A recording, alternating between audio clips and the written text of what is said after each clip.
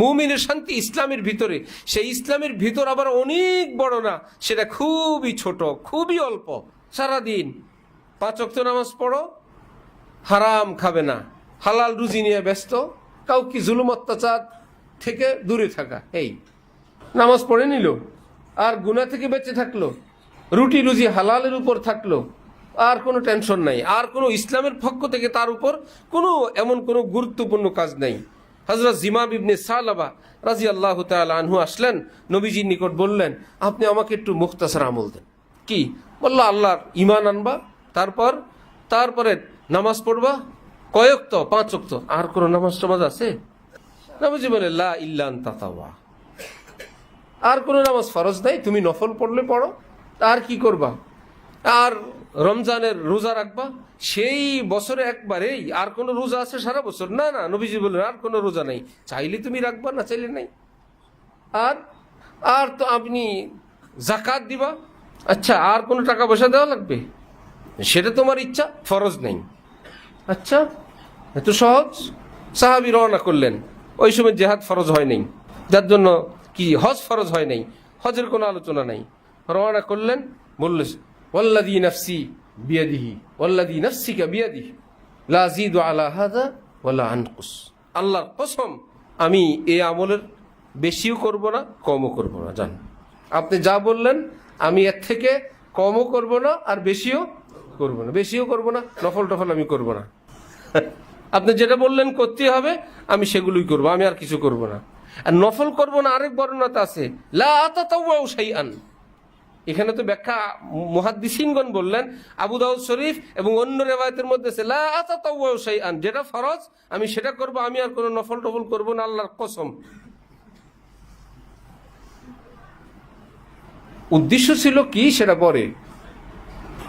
রাসূল সাল্লাল্লাহু আলাইহি ওয়াসাল্লাম বললেন, কেউ যদি কোনো জান্নাতি মানুষ দেখতে চাও, এই মানুষটার দিকে দেখো। আসসালামু আলাইকুম ওয়া রাহমাতুল্লাহি ওয়া বারাকাতুহু। মাশাআল্লাহ, নাহমাদুহু ওয়া নুসাল্লি আলা রাসূলিহিল কারীম, আম্মা বা'দ, ফাআউযু বিল্লাহি মিনাশ শাইতানির রাজীম, বিসমিল্লাহির রহমানির রহিম। ইন্নাল্লাযীনা আমানু ওয়া আমিলুস সালিহাতি কানাত লাহুম জান্নাতুল ফিরদাউসি নুজুলা। وقال الله تعالى إن الذين آمنوا وعملوا الصالحات أولئك هم خير البرية والذين آمنوا وعملوا الصالحات أولئك هم خير البرية صدق الله مولانا العظيم.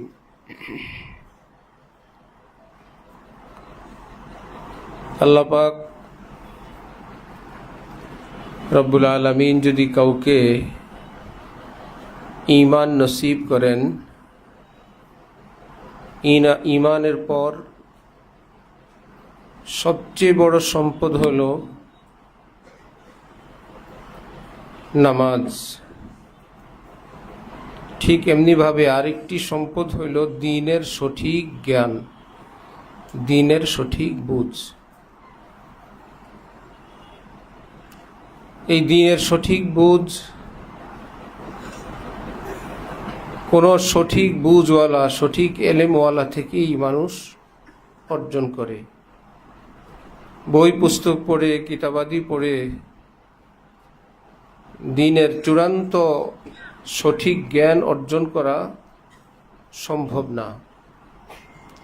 না কিতাবোं से, ना वाज़ों से, ना ज़र से पैदा, दीन होता है बुजुर्गों की नज़र से पैदा।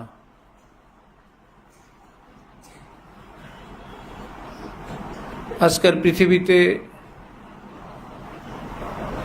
সকল মুসলমান নেক আমল করেন, কিন্তু নেক আমল কাকে বলে এটা জানেন না মুসলমানের অধিকাংশ। শুধু মুসলমান না, যারা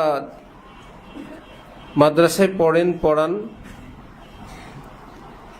যারা মানুষকে দ্বীনের কথা বলেন, মানুষকে দ্বীনের দাওয়াত দেন, নসিহত করেন, বয়ান করেন, তাদের কাছে পর্যন্ত নেক আমলের সংজ্ঞা স্পষ্ট না। কোরআন শরীফে আছে যারা ঈমানদার এবং যারা নেককার, আল্লাহ পাক তাদেরকে জান্নাতুল ফিরদাউস দান করবেন। নেককার কে? অধিকাংশ মানুষের ধারণা যারা নেক আমল করে তারা নেককার। নেক আমল করলে তাদের ধারণা তারা কি হয়? নেককার হয়।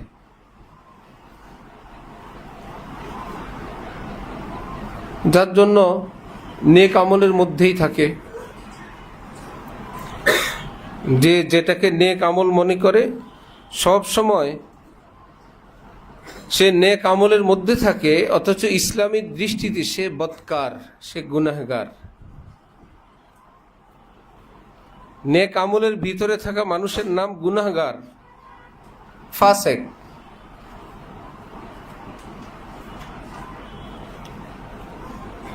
যারা বয়ান করে নেক আমল করা, যে ঈমান আনবে, নেক আমল করবে, আল্লাহ পাক তাকে জান্নাত দিবেন, তাকে যদি জিজ্ঞেস করা হয় যে ঈমান আনার পর যদি ইশরাক না পড়ে, আওয়াবিন না পড়ে, সেই ব্যক্তিকে নেককার হিসাবে বিবেচনা হবে কিনা, করা যাবে কিনা?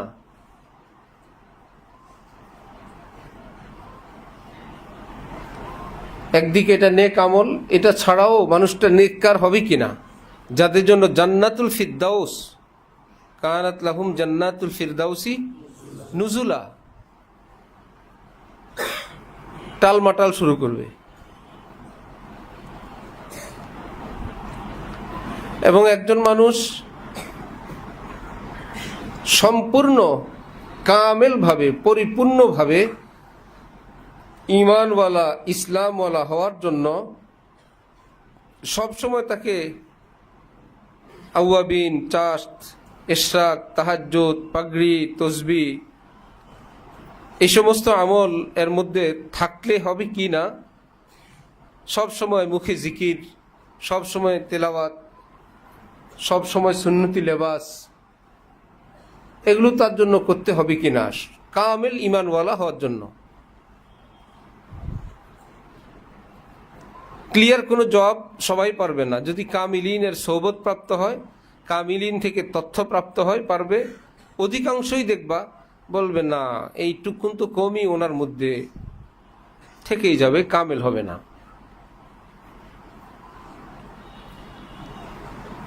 তাহলে নেককার মুসলমান কে? কাকে বলা হবে তিনি তারা নেককার? নারী এবং পুরুষ।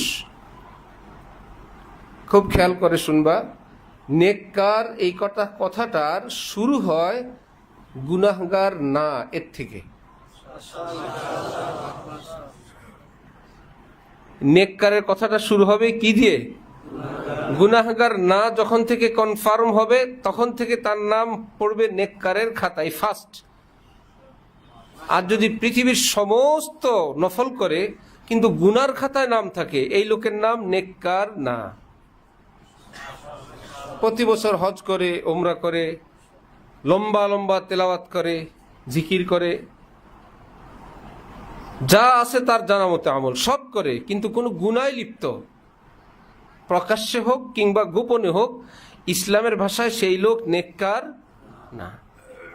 তাহলে নেককার এই কথাটা শুরু হবে বদকার না, গুনাহগার না, এই থেকে তার নেককার হওয়া কি স্টার্ট, শুরু। এইবার বড়, যত বড় নেক আমলওয়ালা হবে, আরো নেক করলে বড় নেকওয়ালা, আরো লম্বা জিকিরওয়ালা, আরো বড় নেককার।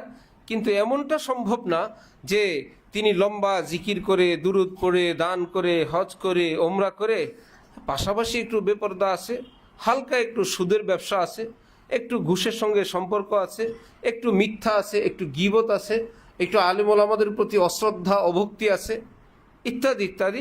সেটা পার্সোনাল ব্যাপার ওনার, কিন্তু লোকটা খুবই আমলওয়ালা, খুব নেককার। আমরা যেটা বলে থাকি অসম্ভব, একদমই সে নেককার না। তাহলে নেককার কথাটা শুরু হবে কি দিয়ে? সে গুনাহগার না, এই কথা থেকে শুরু হবে কি? নেককার। ফরজ তরককারী কি গুনাহগার না? ওয়াজিব তরককারী, আর যদি গুনায় লিপ্ত হয় সেও কি গুনাহগার। ফরজ তরক করাও গুনাহ, ওয়াজিব তরক করাও গুনাহ, আবার গুনায় লিপ্ত হওয়াও কি গুনাহ। এটাকে হযরত কারি তৈয়ব সাহেব রহমতুল্লাহি আলাইহি এই ভাষায় বললেন, যেই মুসলমান ফরজ ওয়াজিব আদায় করবে, সুন্নতে মুআক্কাদা ওয়াজিবের অন্তর্ভুক্ত, যেই ব্যক্তি ফরজ ওয়াজিব আদায় করবে, গুনাহ থেকে বিরত থাকবে, এইটুকুন কাজ। না লম্বা দানার তসবিহ আছে, না বিশাল পাগড়ি আছে, না কোনো ধ্যান মোরাকাবা আছে, না কোনো ধরনের ওজিফা তসবিহ আছে, এই লোকটা কোনো গুনাহ করে না, ফরজ ওয়াজিব ছাড়ে না। কারি তৈয়ব সাহেব রহমতুল্লাহি আলাইহি বলেন, আমাদের হযরত আলা প্রথম শায়েখ হযরত বলেন, আমি আমার নিজ কানে শুনলাম জাতীয় মসজিদ বাইতুল মুকাররমে কারি তৈয়ব সাহেব বয়ান করে বললেন, কোনো মুসলমান নরনারী ফরজ আমল করে আর ওয়াজিব আদায় করে, কোনো গুনার সঙ্গে সে জড়ায় না, আল্লাহ পাক তাকে এই যুগের ওলি সিদ্দিক, ওলিদের সর্বোচ্চ মর্যাদা দান করবেন। তাকে জুনায়েদ বাগদাদির মতো বানাবেন, বাইজিদ বুস্তামির মতো বানাবেন। আর যদি সকল ওজিফা, সকল আমল, সকল মেহনত, সকল খেদমত, সকল জিহাদ, সকল শিক্ষকতা, সকল বয়ান, সব ওজিফা একদম সূরা ইয়াসিন, ওয়াকিয়া, রহমান, সূরা মুলক, কোনো ওজিফা ছাড়ে না, ঠোঁট থেকে জিকির নামে না, কিন্তু পর্দা ঠিকমতো করে না, বেপর্দা করে, অথবা জবান ঠিক রাখে না, ওয়াদা ঠিক রাখে না, হুকুকুল্লাহ হুকুকুল ইবাদের কোনো পরোয়া করে না, মাগার জিকিরও ছাড়ে না, তেলাওয়াতও বন্ধ করে না, হজ উমরা তো লাগাতার আছেই, এই লোকের নাম শরীয়তের ভাষায় সে কি নেককার না গুনাহগার? গুনাহগার, বদকার, কোনো দিনও সে নেককার না। তাহলে খুব খেয়াল করবা, সংখ্যায় দিলে হবে না। এইবার তাহলে তো ইসলামের নেককার হওয়া অনেক কঠিন ব্যাপার। এখন শোনো আরো সহজ কথা, ইসলামের যত আমল আছে এর অধিকাংশগুলো না করেও একজন মানুষ নেককার হইতে পারে। বুঝে আসছে?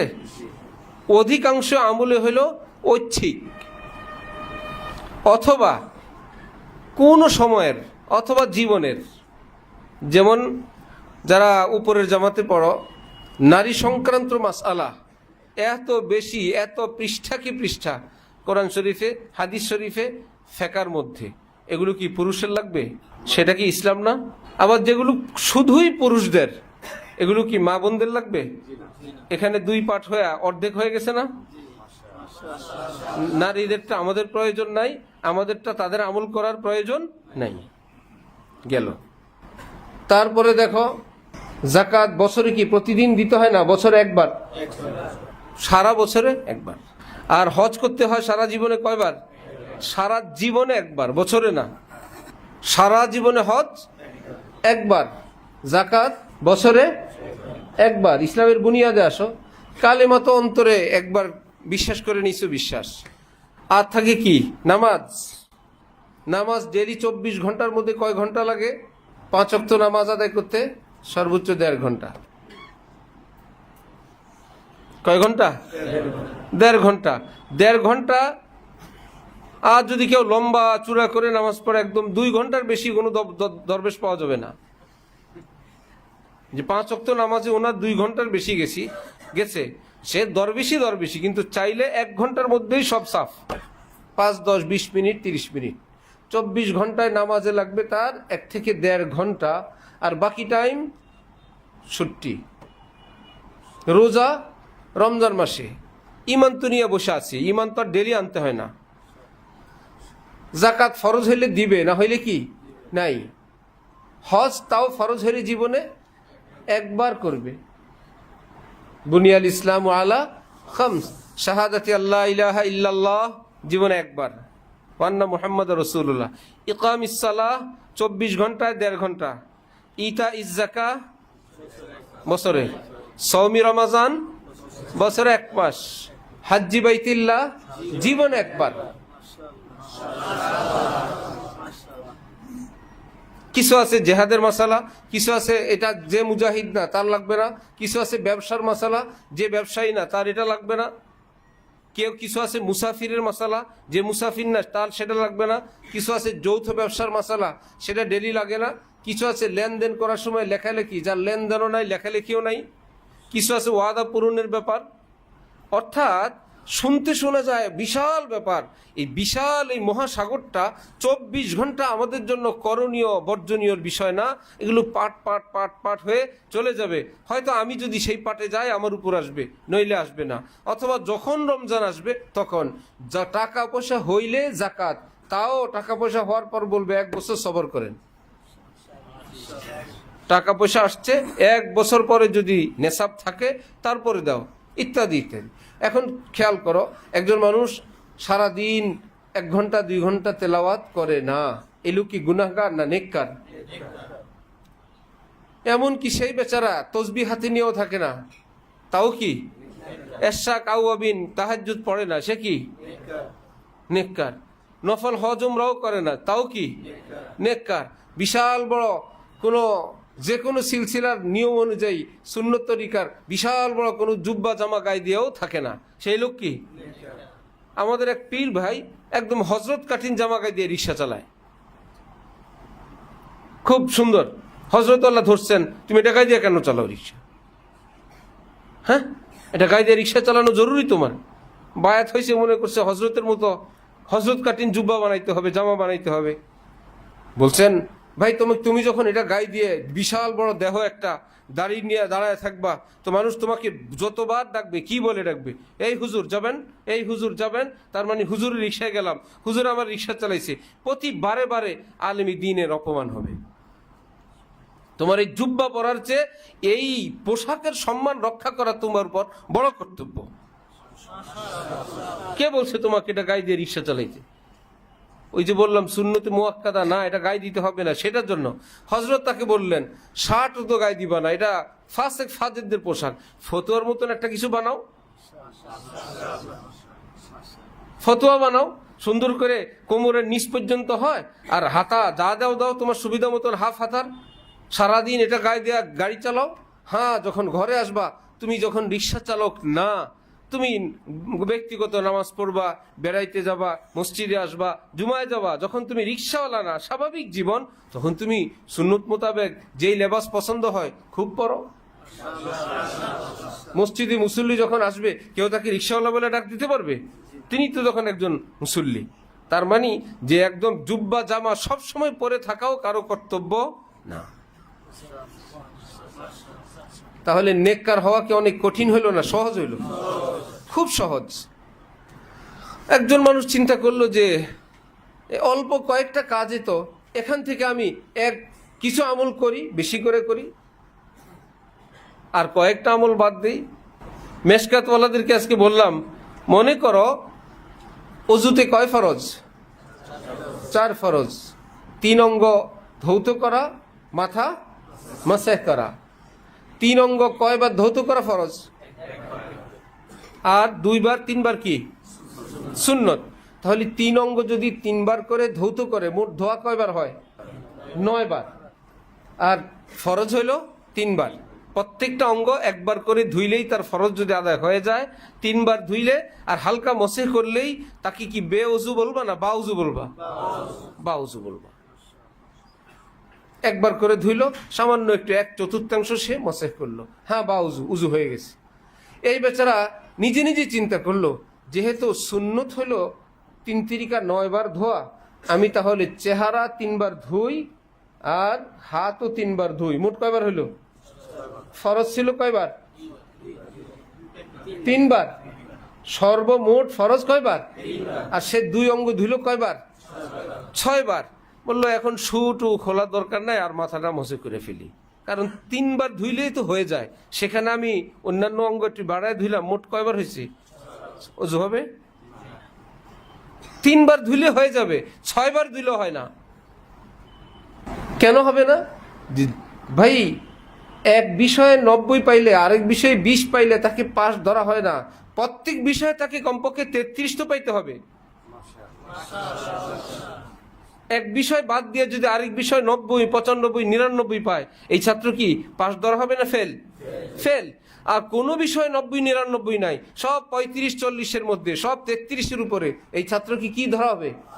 ঠিক এটা যেরকম, ঠিক ইসলামের কোনো একটা অত্যাবশ্যকীয় বিষয় সেটাকে বাদ দিয়ে অন্য একটাকে যদি আমরা আঁকড়ে ধরি, আমি তো ইসলামের ভিতরে আছি, আমি তো ইসলাম নিয়েই আছি, আমি তো ইসলামের কাজে খেদমত মেহনতে আছি, আমি তো আল্লাহর কাজে আছি, কিন্তু খোঁজ নিয়ে জানা গেল ওই লোকের এখন এক অঙ্গ ধোয়াই হয় নাই, এই লোকের যেরকম উজু হয় নাই, ঠিক যারা মুসলমান ইসলাম নিয়েই আছে কিন্তু ইসলামের অত্যাবশ্যকীয় কোনো হুকুম সেটা বর্জন করে যারা ইসলাম নিয়ে আছে, তারা কাঁচা মুসলমান, তারা নাকেস মুসলমান, তারা মূর্খ মুসলমান, কোনোদিনও তারা পাক্কা মুসলমান না। কোরআন শরীফের আয়াত, আলা বিযিক্রিল্লাহি তাতমাইন্নুল কুলুব। মুফাসসিরিনগণ তাফসীর করেন আই ফি যিকরিল্লাহ, বিযিক্রিল্লাহ আই কি ফি যিকরিল্লাহ। এবার নিজেই মুফাসসিরিন দেখেন, কামা আন্নাস সামাকাতা তাতমাইন্নু ফিল মা লা বিল মা, কামা আন্নাস সামাকাতা তাতমাইন্নু ফিল মা লা বিল মা, যেমনি ভাবে মাছের শান্তি পানির ভিতরে থাকলে হয়, পানির সঙ্গে লেগে থাকলে নয়। মাছের শান্তি কি পানির সঙ্গে লেগে থাকা না ভিতরে থাকা? ঠিক ইসলামওয়ালার শান্তি ইসলামের ভিতরে থাকা, ইসলামের সঙ্গে লেগে থাকলে নয়। তাহলে মুসলমানরা কি এখন ইসলামের ভিতরে না ইসলামের সঙ্গে লেগে থাকে? যে যেটা নিয়ে আসি সেটা নিয়ে, আমি এই আমলের মাধ্যমে ইসলামের সঙ্গে আছি, ওয়াহ ওয়াহ ফাইন। আরেকটা ইসলামের সঙ্গে লেগে আছে, তাহলে ইসলামের ভিতরে থাকতে হবে কেমনে? ওই সেটাকে আবার 30 পারা কোরআন, 23 বছরের ওহী, সবটা থেকে খোলাসা নিয়ে আসছেন কারি তেব সব। ইসলামের ভিতরে ঢুকতে চাও, ফরজ ওয়াজিবগুলো আদায় করো, গুনাহ থেকে বাঁচো, তোমাকে ধরা হবে তুমি পূর্ণ ইসলামের ভিতরে, তুমি কামেল মুসলমান, পুরা তুমি ইসলামের ভিতরে আছো। এখান থেকে নড়চড় করে গুরুত্বপূর্ণ কোনো সাবজেক্টে তুমি ফেল করে আরেকটা নাম্বার বেশি পাইলে তুমি পাস করবা না, যেমন দুনিয়া তেমন আখেরাতে। কিন্তু জাহালত, মূর্খতা অথবা কষ্ট অথবা কোরবানি অথবা ছোট হইতে হয়, কারো কাছে ছোট হইতে হয়, কারো কাছে নিজের কমজোরির এজহার করতে হয়, এই ভয়ে সবাই ইসলাম নিয়ে থাকে। মাছকে যদি বলা হয় তোমার লেজটা পানিতে লাগায় রাখলাম, বুকটা লাগায় রাখলাম, পিঠ লাগায় রাখলাম, আচ্ছা ঠিক আছে তোমার মাথাটা পানিতে ডুবায় রাখলাম, সে কি খুশি হবে? সে বলবে স্যার আমাকে একটু ছাড়েন, আমি একটু ভিতরে যাই, বলবে না? তার শান্তি পানির ভিতরে। ঠিক মুমিনের শান্তি ইসলামের ভিতরে। সেই ইসলামের ভিতর আবার অনেক বড় না, সেটা খুবই ছোট, খুবই অল্প। সারাদিন 5 ওয়াক্ত নামাজ পড়ো, হারাম খাবে না, হালাল রুজি নিয়ে ব্যস্ত, কাউকে জুলুম অত্যাচার থেকে দূরে থাকা, এই নামাজ পড়ে নিল আর গুনাহ থেকে বেঁচে থাকলো, রুটি রুজি হালালের উপর থাকলো, আর কোনো টেনশন নাই, আর কোনো ইসলামের পক্ষ থেকে তার উপর কোনো এমন কোনো গুরুত্বপূর্ণ কাজ নাই। হযরত জিমাম ইবনে সালাবা রাদিয়াল্লাহু তাআলা আনহু আসলেন নবীজির নিকট, বললেন আপনি আমাকে একটু মুখতাসার আমল দেন। কি? বলল আল্লাহর ঈমান আনবা, তারপরে নামাজ পড়বা, কয় ওয়াক্ত? 5 ওয়াক্ত। আর কোনো নামাজ টামাজ আছে? নবীজি বলে লা ইল্লা আন তাতাওয়া, আর কোনো নামাজ ফরজ নাই, তুমি নফল পড়লে পড়ো, আর কি করবা? আর রমজানের রোজা রাখবা, সেই বছরে একবারেই, আর কোনো রোজা আছে সারা বছর? না না, নবীজি বললেন আর কোনো রোজা নাই, চাইলে তুমি রাখবা, না চাইলে নাই। আর তো আপনি জাকাত দিবা, আচ্ছা আর কোনো টাকা পয়সা দেওয়া লাগবে? সেটা তোমার ইচ্ছা, ফরজ নেই। আচ্ছা এত সহজ। সাহাবী রওনা করলেন, ওই সময় জেহাদ ফরজ হয় নাই, যার জন্য কি হজ ফরজ হয় নাই, হজের কোনো আলোচনা নাই। রওনা করলেন, বলল ওয়াল্লাযী নাফসি বিয়াদিহি ওয়াল্লাযী নাফসিকা বিয়াদিহি লা আযীদু আলা হাযা ওয়ালা আনকুস। আল্লাহর কসম, আমি এই আমলের বেশিও করব না কমও করব না। জান, আপনি যা বললেন আমি এর থেকে কমও করব না আর বেশিও করব না, বেশিও করব না, নফল টফল আমি করব না। আপনি যেটা বললেন করতে হবে, আমি সেগুলোই করব, আমি আর কিছু করব না। আর নফল করব না আরেক বর্ণনাতে আছে লা তাতাওয়াউ শাইআন। এখানে তো ব্যাখ্যা মুহাদ্দিসিনগণ বললেন, আবু দাউদ শরীফ এবং অন্য রিওয়ায়াতের মধ্যে আছে লা তাতাওয়াউ শাইআন, যেটা ফরজ আমি সেটা করব, আমি আর কোনো নফল টফল করব না, আল্লাহর কসম। উদ্দেশ্য ছিল কি সেটা পরে। রাসূল সাল্লাল্লাহু আলাইহি ওয়াসাল্লাম বললেন, কেউ যদি কোনো জান্নাতি মানুষ দেখতে চাও, এই মানুষটার দিকে দেখো। আরেক বর্ণনা আফলাহা ইন সাদাকা, যদি কথার উপর থাকে 100 ভাগ কামিয়াব। তসবি টিপে কামিয়াব না গুনাহমুক্ত থেকে? গুনাহমুক্ত থেকে ফরজ ওয়াজিব আদায় করে তিনি কামিয়াব হয়ে যাচ্ছেন। আর আমাদের অবস্থা, যাকেই দেখো সব সময় হাতে তসবি এবং জবানি জিকির চালু, আবার রাস্তার পাশে ভিন্নারের দিক দেখতেছে, সুবহানাল্লাহ সুবহানাল্লাহ।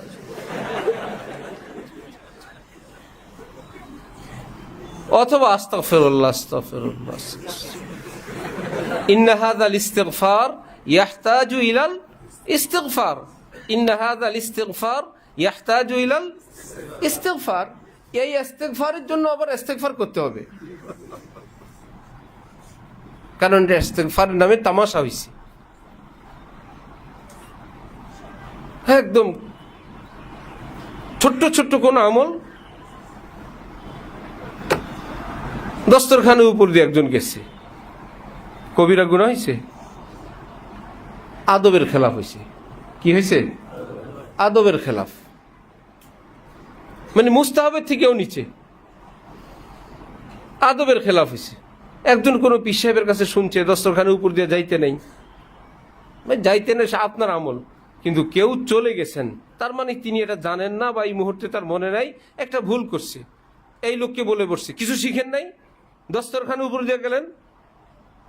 আচ্ছা, সেই লোক করলো আদবের খেলাফ, তার কি কোনো গুনাহ হইল? এইরকম একটা মানুষকে প্রকাশ্যে এই কথা বলার দ্বারা কি সগীরা গুনাহ হইল না কবিরা গুনাহ হইল? দরবেশ কবিরা গুনার ভিতরে, দরবেশও জানে না। আদব দস্তরখানের উপর দিয়ে, হ্যাঁ তিনি যদি ওস্তাদ হন, শায়েখ হন, তাহলে ওনার জন্য পারমিশন আছে। ডাক্তার মানুষের সতর খোলারও পারমিশন আছে, অন্যদের সতর খোলা পারমিশন নাই। ডাক্তার বলবে খোলো, হ্যাঁ খোলো পায়জামা, খোলো লুঙ্গি, পারবে না? হ্যাঁ ডাক্তার হইলে পারবে। সুতরাং ডাক্তারের জন্য মাসালা ভিন্ন।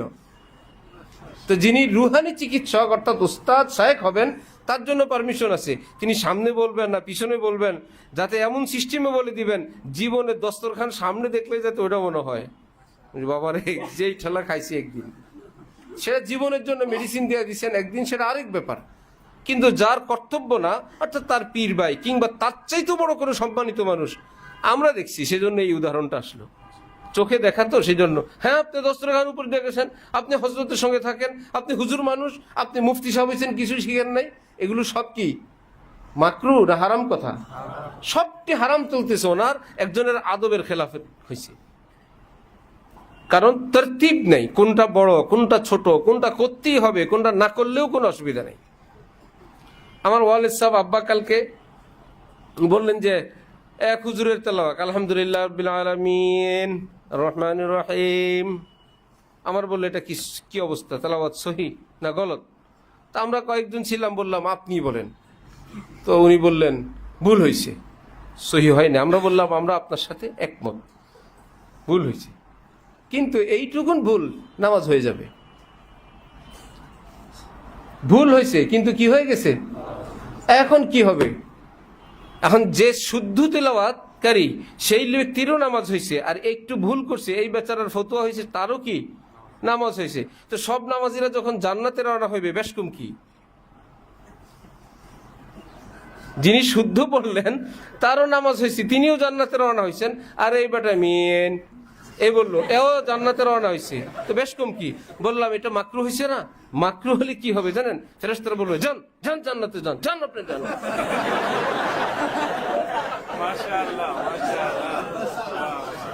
হুজুর হয়েছেন, উল্টা পাল্টা তেলাওয়াত করেন, যান এদিকে যান, কই যাবো? ডান দিকে যান। যাবে কোথায়? সুবহানাল্লাহ। কোন মাকরু তো কোনো মুমিনকে আটকে রাখতে পারবে না। আপনার নামে মাকরু মামলা আছে, আপনি জান্নাতে যেতে পারবেন না। মাকরু আটকে রাখতে পারবে? কি করবে? সম্মানহানি করবে। মাকরু কি করবে? সম্মানহানি করবে। যে যান হুজুর, হুজুর মানুষ মিয়া বুঝেন না, উল্টা পাল্টা করেন, যান বেহেশতে যান, যান। হইল তো না? সুবহানাল্লাহ বিহামদিহি। তাহলে মুমিন যদি এরকম কোনো ভুল করে, যাতে করে তার ঈমান ক্ষতিগ্রস্ত হয় না, জান্নাতও আটকায় না, তাহলে এই যুগে তুমি আমি এটাকে এমন কোনো ভাষায়, না আকীদায় না ভাষায় ব্যক্ত করা, যাতে করে কোনো মুমিন মনে করে আল্লাহ আমার তো এটা হয়ে গেছে, আমার তো জান্নাতের পথ বন্ধ হয়ে গেছে। বরং সেই মুমিনকে বলা, না টেনশন করবেন না, আর 33 ইনশাল্লাহ পাস। আর ধমক খেয়া হোক, লাথি দিয়েও হোক, যেমনি হোক। সে আফগানিস্তানের এক জমিদারের গল্প আছে না, এক মাদ্রাসায় সব তালেবে ইলমকে রান্না করা খাবার পরিবেশন করেন। একদিন একবেলা খাবার আনতে বিলম্ব, ছাত্র একটা বলে উঠছে, বলদ খাবার নিয়ে আসলো না এখনো, বলদটা কোথাকার? বলদ বুঝে না সবার ক্ষুধা লাগছে। সব ছাত্ররা বলে, জমিদার সাহেব এত সুন্দর খাবার আমাদেরকে, রান্না করা খাবার বেলায় বেলায় দেন, তুমি বলদ বললো আমরা আজকে নালিশ করব।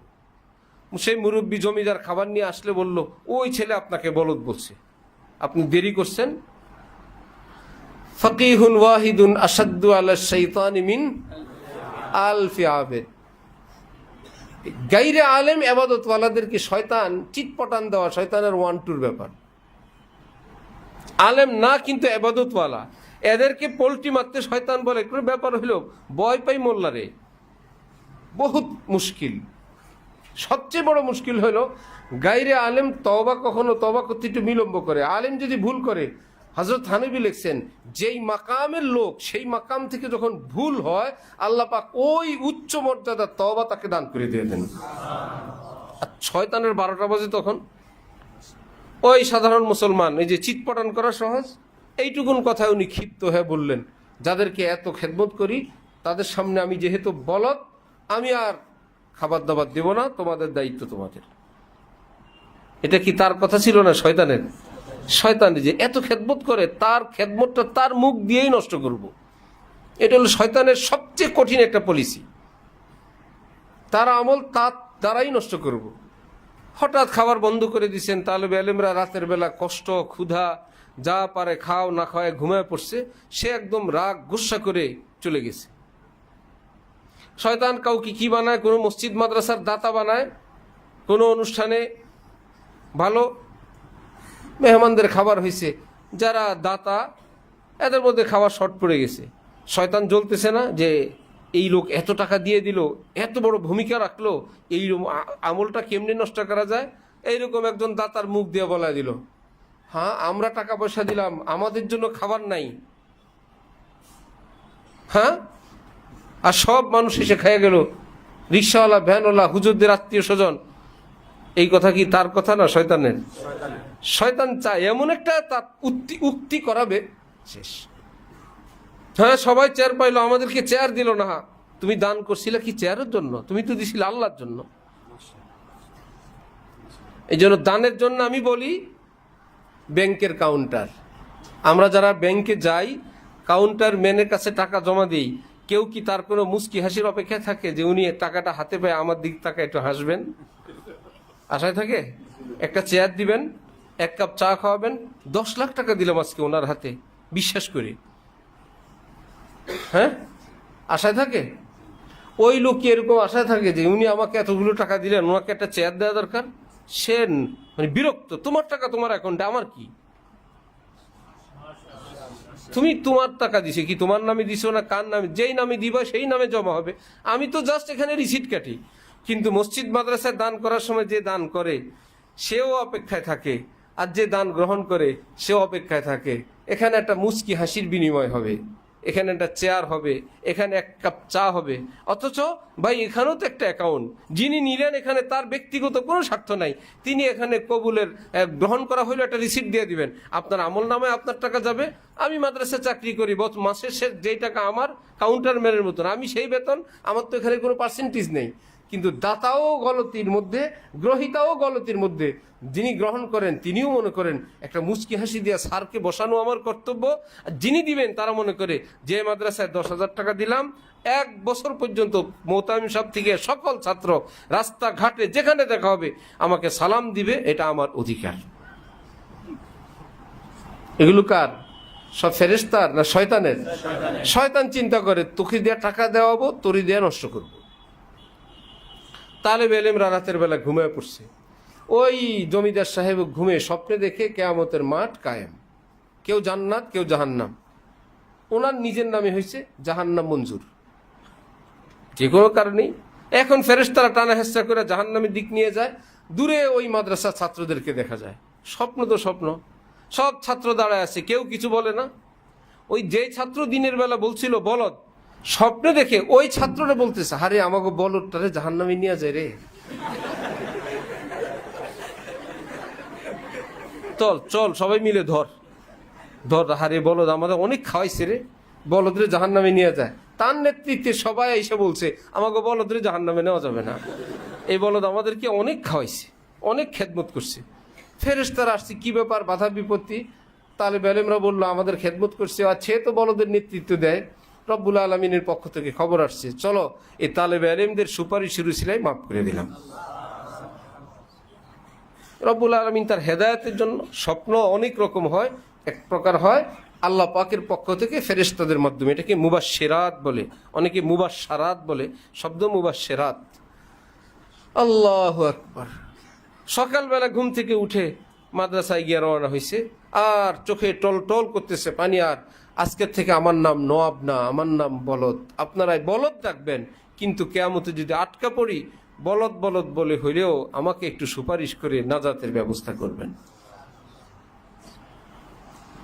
তাহলে ওই যেই বেচারা, হ্যাঁ যান জান্নাতে যান, বলদ বলুক আর ধমক দেখ, যেভাবে হোক, ফামান যুহজিহা আনিন নার ওয়া উদখিলাল জান্নাতা ফাকাদ ফাজ, আর ইমে বলদ বলুক আর ধাক্কা দেখ, যেভাবে হোক জাহান্নাম থেকে মুক্ত হয়ে যাকে জান্নাত দেওয়া হয়, আল্লাহ পাক বলেন পৃথিবীর সবচাইতে বড় সফল কাম, কামিয়াব ওই ব্যক্তি।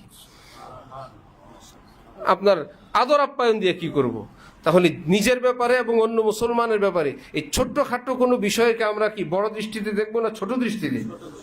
নাম্বার 1। নাম্বার 2, তাকাবো আল্লাহর রহমতের দিকে, আবার তাকাবো নিজের গুনাহ এবং অন্যের গুনার দিকে। আল্লাহু আকবার। এত বড় রহমতের সাগরের সামনে এই গুনাহ কোনো ব্যাপারই না। নিজের গুনার ব্যাপারেও হিম্মত করে আল্লাহর কাছে তওবা করা, আল্লাহর রহমতের সামনে আমার কোনো এই গুনাহ কোনো বিষয়ই না। হ্যাঁ আল্লাহ, আমি তো ভুল করে ফেলছি, আপনার রহমতের সামনে যদিও তুচ্ছ, আল্লাহ আমার জন্য তো বড় বিশাল ভারী, আমার তো এই গুনাহ আমাকে জাহান্নামে নিয়ে ছাড়বে। আবার আরেক মুমিনের জন্য আল্লাহ রব্বুল আলামিন চাইলে সেই ভাইকে যে কোনো মুহূর্তে মাফ করে দিবেন। যে কোনো মুহূর্তে রব্বুল আলামিন সিদ্ধান্ত নিলে যে ফাসেক ফাজের নাফরমান থাকবে, আল্লাহ পাক তাকে নাজি হিসাবে মুক্তি দান করে দিবেন। সহজ ভাষায় আমরা দেখব, কেমন ইনশাআল্লাহ? তাহলে পূর্ণ ইসলামের মধ্যে আসতে কি অনেক আমল না অল্প আমল?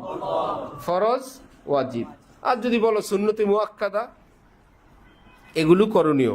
আর গুনাহ সেটা হলো কি বর্জনীয়। এটা কি আমাদের আমল করার একদম শেষ না শুরু? শুরু, এটাও মনে রেখো। এটা দিয়ে আমরা বদকার থেকে মুক্তি পেলাম, গুনাহগার থেকে মুক্তি পেলাম, এইটুকুন যদি করে এই লোকটার নাম গুনাহগার না। শেষের দিকের কথা, তোমরা আমরা সব জানি নেক হক্কানি আলেম কাকে বলে? যার এলেম মোতাবেক। আলেমরা তো দুনিয়ার সব এলেম পড়ে, কোরআন শরীফ 30 পারা পড়ে না, হাদিস পড়ে না।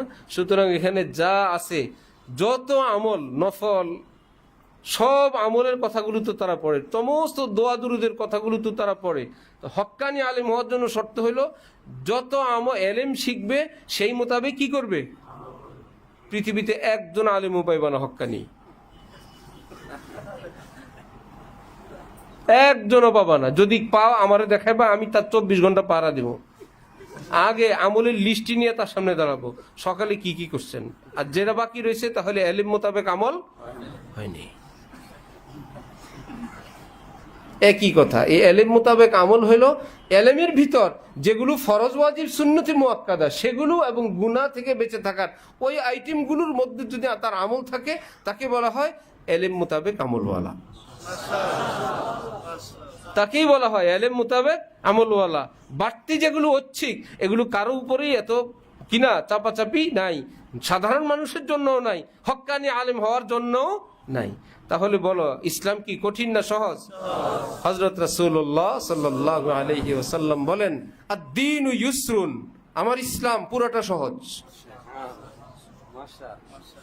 লান ইউশাদ্দাদ দীন আহাদুন ইল্লা গালাবা, দ্বীনের সঙ্গে যে বাড়াবাড়ি করবে বেশি বুজুর্গি পিসাবগিরি দেখাইতে যাবে, বেশি আমল করে একদম শেষ করে ফেলবো আমল। নবীজি বলেন জীবনও শেষ করতে পারবি না, যা আমল করবি দেখবি বাকি রয়েছে অনেক। সূর্য উঠার আগের আমল ছিল, সূর্য উঠে গেছে। মাগরিবের আগের আমল ছিল, মাগরিব এসে গেছে। তাহাজ্জুদের ওয়াক্তের আমল ছিল, ফজরের ওয়াক্ত আজান দিয়ে দিয়েছে। তুই পারবি না, কখনো তুমি পাস করবে না। সবসময় ইসলাম উপরে থাকবে, তুমি নিচেই থাকবে। এখন বলে কি করবো, ওয়ালাকিন সাদ্দিদু। নবীজি বলেন ইসলাম পুরাটা আমল করতে যাও না, পারবা না, সোজা কাজ করো, সোজা লাইনে থাকো। এখন সোজা লাইনে তো নবীজি জানেন আমার উম্মত সব একদম সোজা লাইনে থাকতে পারবেন না। এখন কি করলেন, আবার বললেন ওয়াকারিবু, সোজা লাইনের কাছাকাছি থাকো। সুবহানাল্লাহ। ইসলাম পুরাটা আমল করতে পারবে না, সঠিক লাইনে থাকো। আবার সঠিক লাইনে থাকার আদেশটাও দেখলেন একটু কড়া হয়ে গেছে, এটার জন্য আবার তিনি আরেকটু ছাড় দেন, ওয়াকারিবু, পুরা 100তে 100 যদি থাকতে না পারো তো সঠিক তার কাছাকাছি থাকো, আল্লাহ পাক তোমাদেরকেও নাজাত দান করে দিবেন। আমার এক আত্মীয়, আমি ছাত্র জমানায় কওমিয়ার আলিয়া মাদ্রাসা নিয়ে বহস, বললেন কেউ 100 ভাগ হকের উপরে নাই। কথা তো ঠিক, হাদিসেও বলতেছে কেউ 100 ভাগ থাকতে, কওমিয়াও নাই আলিয়াও নাই। তা আমি তখন বলছিলাম 100 তো কেউ নাই, এমনি 100-র কাছাকাছি কারা?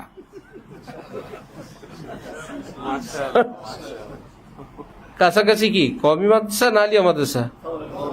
তুলনামূলক আমলের দিক থেকে নাম্বার বেশি পাবে কারা? তো নবী কি বলছেন, সাদ্দিদু, 100 নাম্বারে পাশ করো, যদি না পারো 100-র কাছাকাছি থাকো। এর মধ্যে যারা আছে তারা হক। আল্লাহ আমাদেরকে সহিভাবে দিন বুঝার তৌফিক দান করেন, আমল করার তৌফিক দান করেন। ওয়া আখিরু দাওয়ানা আলহামদুলিল্লাহি রাব্বিল আলামিন।